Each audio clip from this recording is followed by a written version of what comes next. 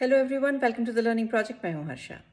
Art stream of higher education, जब इसकी बात आती है तो कहीं कहीं आज भी ऐसा नज़रिया देखने में आता है कि ये स्ट्रीम काफ़ी आसान है, उनके लिए है जो ज़्यादा मेहनत नहीं करना चाहते हैं या जिनके ज़्यादा मार्क्स नहीं आते।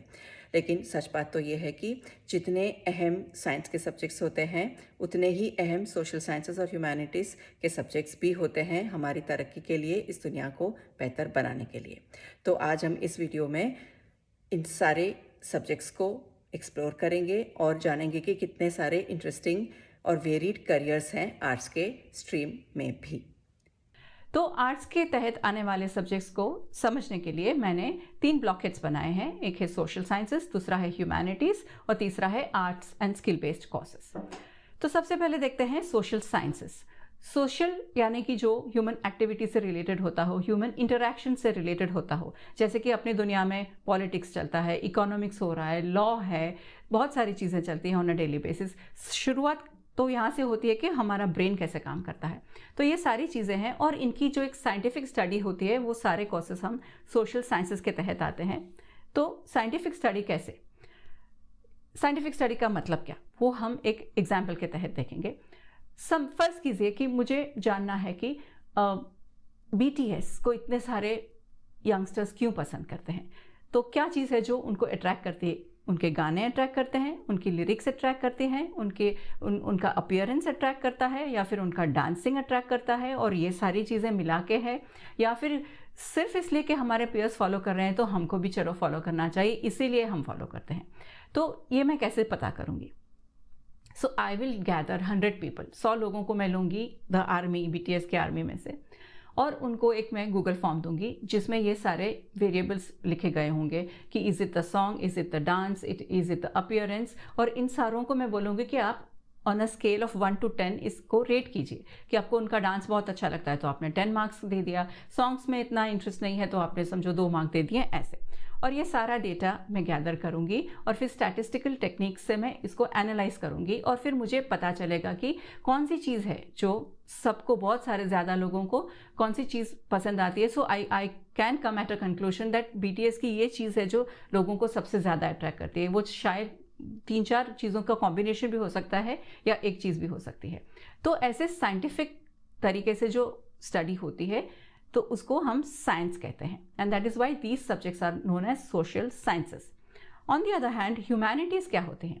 ह्यूमैनिटीज में वो हम ऐसे सब्जेक्ट्स देखते हैं जो हमारी journey as human beings, right from when we were apes to the modern society, हमारी पूरी जर्नी क्या रही है, कौन सी चीज़ें हैं जो are very unique to human beings. जैसे कि लैंग्वेजेस हैं, right, language, the ability of language is very unique to human beings. तो हम उसमें लिंग्विस्टिक्स, लैंग्वेज, वो सब पढ़ते हैं। Also things like existential questions, जैसे हम यहाँ क्यों आए हैं, सही तरीका जीने का क्या है। तो ये सारी चीज़ें, उस चीज़ों में साइंटिफिक स्टडी कम होती है और एनालिसिस ज़्यादा होता है, विश्लेषण ज़्यादा होता है, इसीलिए ये सारी चीज़ें ह्यूमैनिटीज़ के तहत आती हैं। और एक ब्लॉकेट है आर्ट्स और स्किल बेस्ड कोर्सेज। तो इसमें, इन कोर्सेज में क्या होता है कि स्टडी तो होती है, थियोरेटिकल लेवल पे स्टडी होती है, लेकिन इसमें हमें स्किल डेवलपमेंट पे बहुत ज़्यादा फोकस करना पड़ता है। फॉर एग्जांपल सिंगिंग हो या डांसिंग हो या मैनेजमेंट स्किल्स हो, तो इस पे हमें स्किल डेवलप करने पड़ते हैं। इसीलिए ये सारे टॉपिक्स मैंने आर्ट्स और स्किल बेस्ड कोर्सेज के तहत डाले हैं। तो देखते हैं हम सबसे पहले सोशल साइंसेस में कौन से सब्जेक्ट्स आते हैं। साइकोलॉजी, ह्यूमन ब्रेन से शुरुआत करके सोशियोलॉजी, सोसाइटी को रिलेटेड, बिजनेस, इकोनॉमिक्स के तहत जो आता है वो business activities, law, politics, mass communication, जो हम एक दूसरे को इतना सारा इंफॉर्मेशन डेली बेसिस पे हम एक्सचेंज करते हैं, हमारी क्या कनेक्शन है हमारे फिजिकल लैंड जिस पे हम रहते हैं उसके साथ में, एजुकेशन, पढ़ना पढ़ाना, लैंग्वेजेस, ये सारी चीज़ें हम सोशल साइंस में देखते हैं। तो सबसे पहला टॉपिक है साइकोलॉजी। तो साइकोलॉजी की बात करते हैं। What is psychology?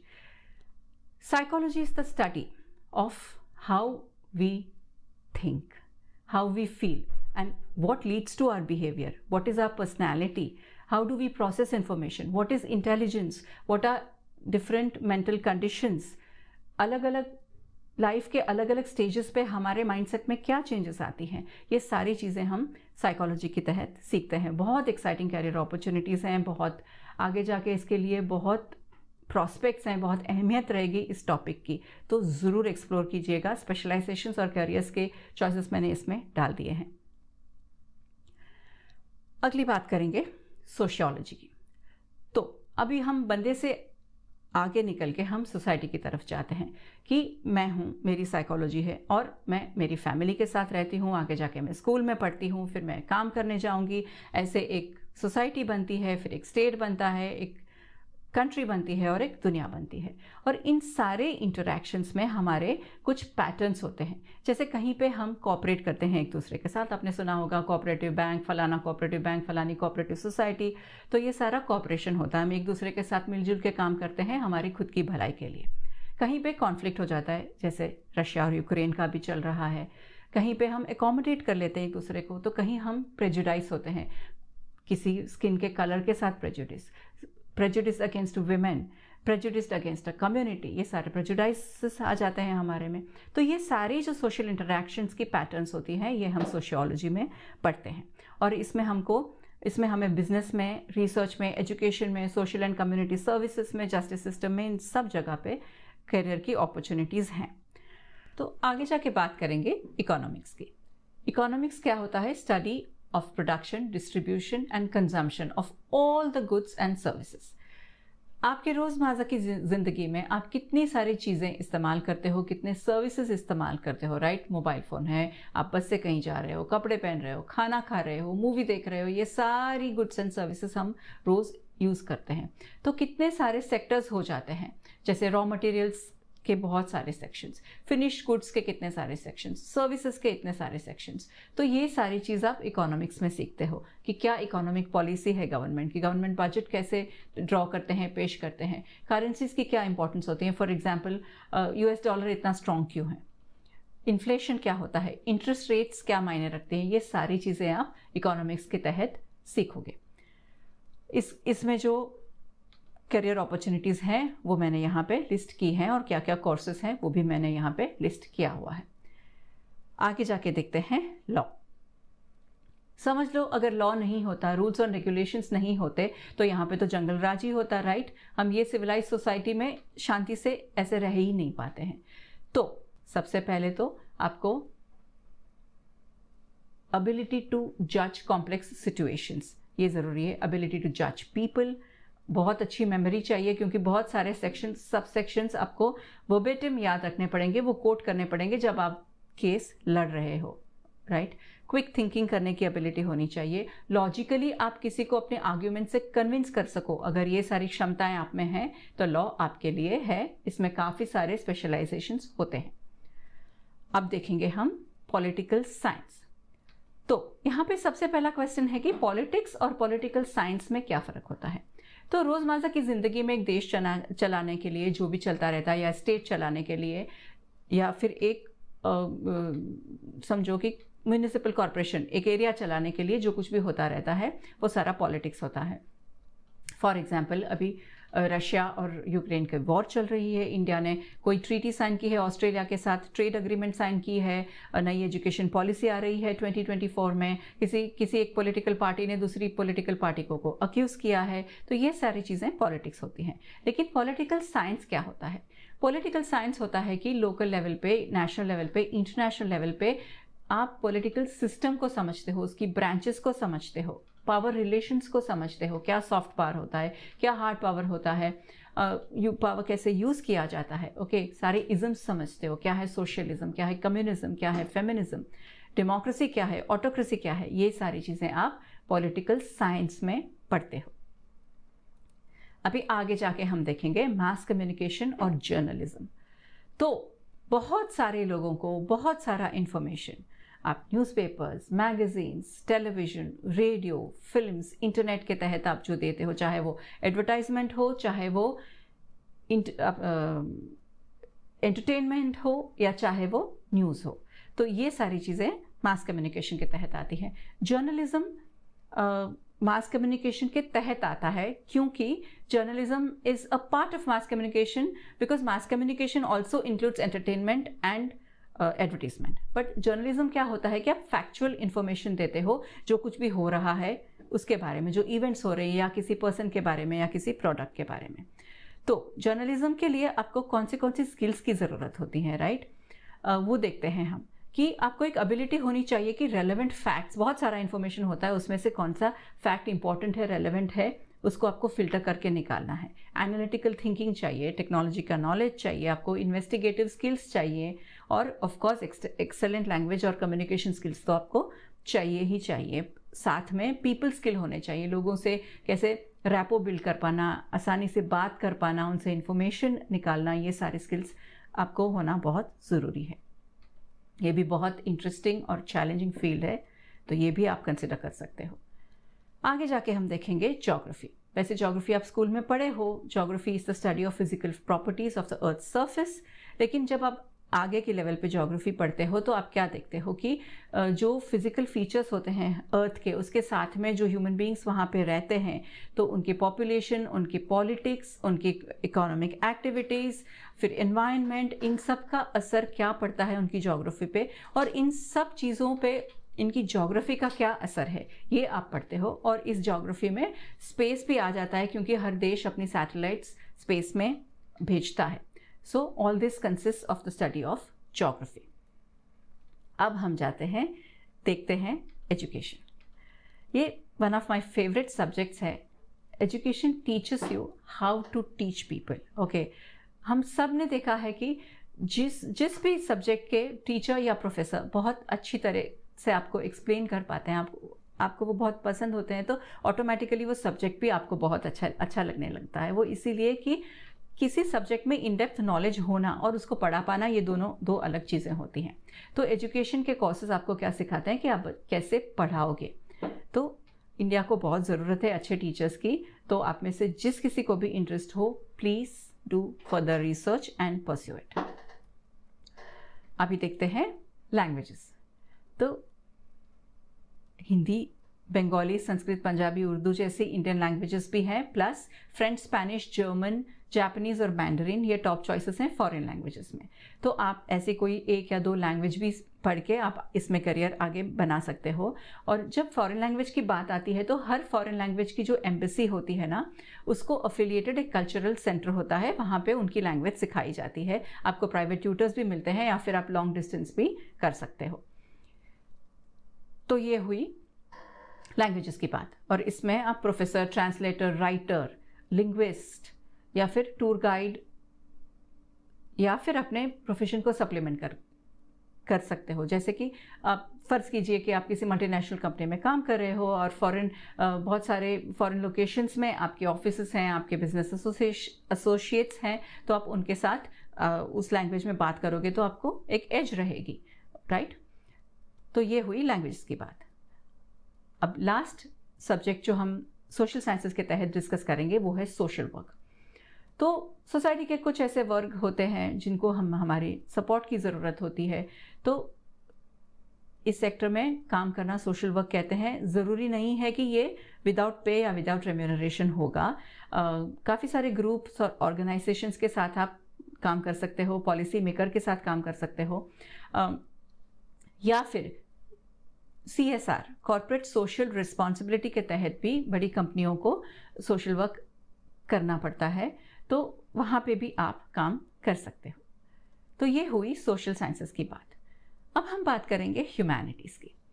वो सारी चीज़ें जो हमें बताती हैं कि क्या रही है अपनी journey right from the beginning. Okay, जहाँ पे हम एप्स थे, हमारे जेनेटिक चेंज होने की शुरुआत की, जहाँ से हम एप से हम कैसे ह्यूमन बींग्स बने, हमारी सोसाइटी क्या हुआ करती थी, हमारे अलग अलग कल्चर्स क्या होते थे, उन सब चीज़ों के बारे में, या फिर कुछ यूनिक चीज़ें हैं जो सिर्फ हमारे पास हैं, जैसे कि लैंग्वेज की एबिलिटी, उसके बारे में हम क्या चीज़ें बहुत आर्टिस्टिकली करते हैं उसके बारे में। तो शुरुआत करते हैं सबसे पहले टॉपिक की, इसमें जो है फ़िलॉसफी।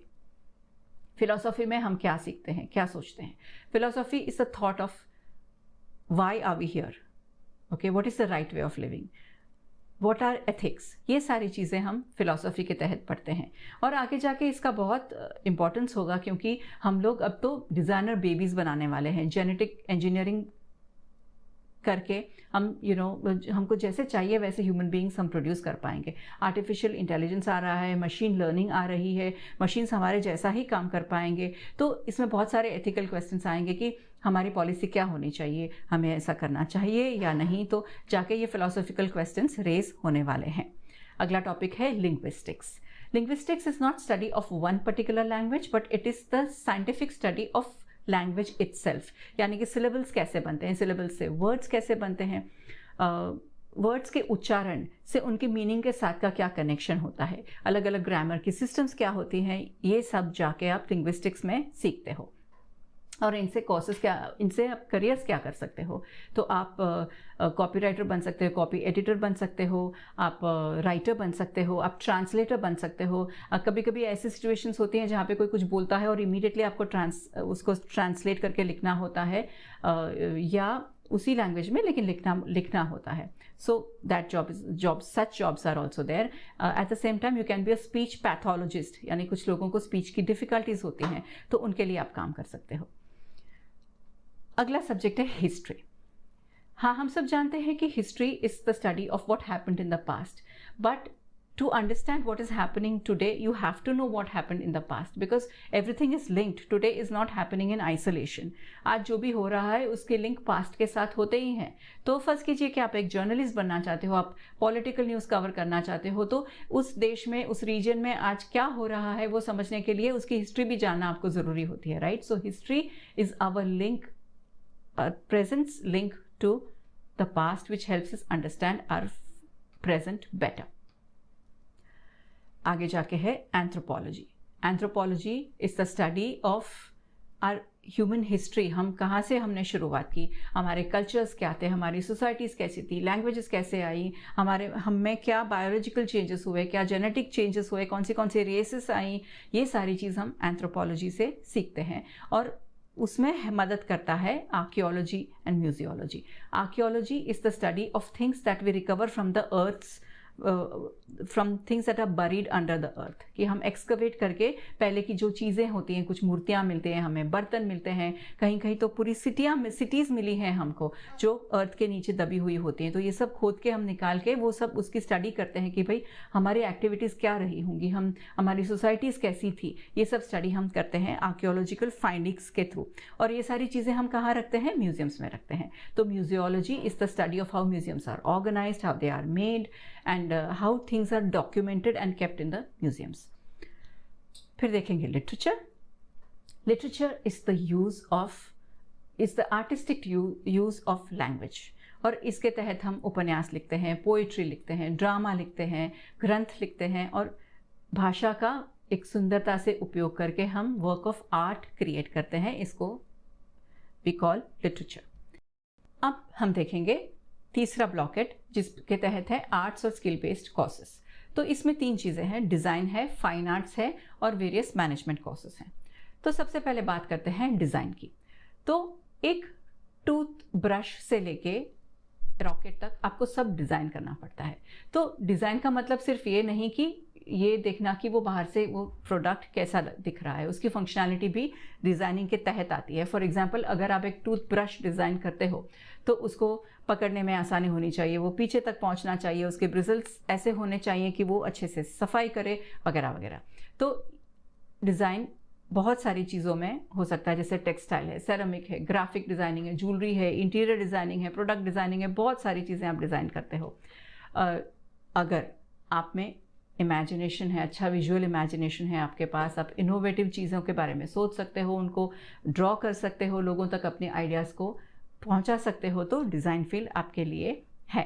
और इसके ये ध्यान रखिए कि जहाँ पे मोटर आ जाती है, मैकेनिक्स आ जाते हैं, तो फिर वो फील्ड इंजीनियरिंग के तहत आ जाता है। फॉर एग्जांपल, अगर आपको कार डिज़ाइन करनी हो तो उसमें तो कॉम्प्लेक्स मशीनरी होती है, या मिक्सी डिज़ाइन करनी होती है तो उसमें कॉम्प्लेक्स चीज़ें होती हैं, तो वो सारा इंजीनियरिंग के तहत आ जाता है। अगला सब्जेक्ट है फाइन आर्ट्स, जैसे कि आप डांस हो गया, पेंटिंग हो गया, सिंगिंग हो गया, मूवी मेकिंग हो गया, थिएटर हो गया, RJing, VJing, anchoring, photography, advertisement, animation, ये सारा फाइन आर्ट्स के तहत आता है। ये बात ध्यान में रहेगी, थ्योरी के नॉलेज के साथ इसमें स्ट्रेस ज़्यादा प्रैक्टिकल स्किल डेवलप करने पे होता है। इसीलिए ये सारे स्किल बेस्ड कोर्सेज होते हैं। और यहाँ पे कुछ इम्पॉर्टेंट स्कूल्स और कॉलेजेस के बारे में मैंने डाल दिया है इन्फॉर्मेशन, आप वीडियो पॉज करके देख सकते हो। आगे जाके हम देखेंगे मैनेजमेंट कोर्सेज। ये सारे मैनेजमेंट कोर्सेज, वैसे बहुत सारी फील्ड में मैनेजमेंट कोर्सेज होते हैं, जैसे इवेंट मैनेजमेंट है, बिजनेस मैनेजमेंट है, हॉस्पिटल मैनेजमेंट है, हॉस्पिटैलिटी एंड केटरिंग मैनेजमेंट है, स्पोर्ट्स मैनेजमेंट है। ये सब मैंने मैनेजमेंट के तहत इसलिए डाला है कि मैनेजमेंट के लिए, लोगों के मैनेजमेंट के लिए, इन चीज़ों के मैनेजमेंट के लिए कुछ स्किल्स ज़रूरी होने चाहिए, कि जैसे लीडरशिप स्किल्स बहुत ज़रूरी होते हैं।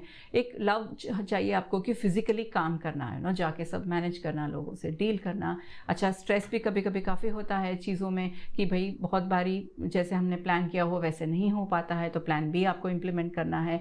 तो ये सारी क्षमताएँ आप में होनी चाहिए। तो मैनेजमेंट कोर्सेज सब आपके लिए है, यहाँ पे जो भी अवेलेबल है वो सब मैंने डाल दिया है। तो ये हुई हमारे आर्ट्स के बारे में बात। अच्छा, अब यहाँ पे एक फील्ड और हम एक फील्ड के बारे में बात करेंगे, वो है लिबरल आर्ट्स।